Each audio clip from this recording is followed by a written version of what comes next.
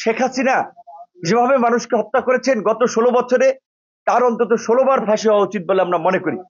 আগামী এই 17 নভেম্বর আমরা আশা করি যে একটি নিরপেক্ষ রায় আমরা পাবো, যে রায়ের মধ্যে দিয়ে বাংলাদেশ না সারা বিশ্বে এই মানবতা বিরোধী অপরাধের বিচারের ক্ষেত্রে একটি দৃষ্টান্ত হবে।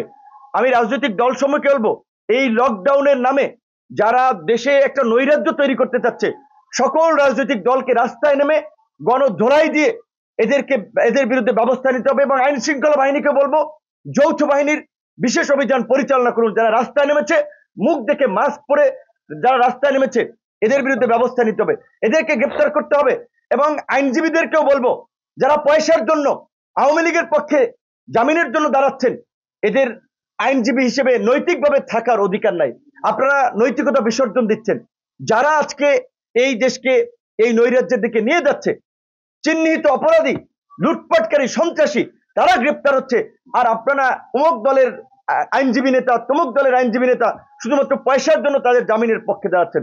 অন্তত আগামী 2-1 বছরে কারো জামিনের পক্ষে দাঁড়ানো উচিত নয়। 2-1 বছর তারা কারাগারে থেকে আমরা যে বিরোধী দলে থাকতে যে কষ্টটা করেছি, সেই কষ্টের অভিজ্ঞতা নেই।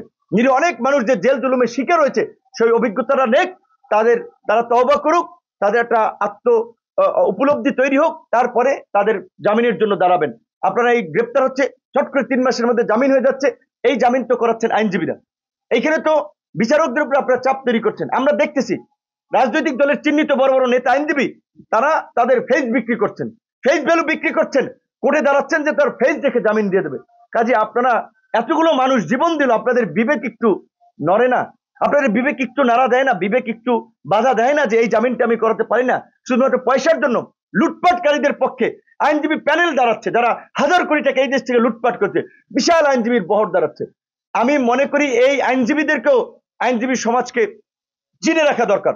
আগামী বার কাউন্সিল নির্বাচন হবে, এই আইনজীবীরাই আপনাদের নেতা হওয়ার জন্য সবক দিবে, আইনজীবী নেতা হওয়ার জন্য দাঁড়াবে। তাদেরকে ভোটের মাঠে আপনারা ওইভাবে প্রত্যাখ্যান করেন, যারা এই গণ অভ্যুত্থানের অপরাধীদের পক্ষে আইনি সেবা দেওয়ার জন্য দাঁড়িয়েছে।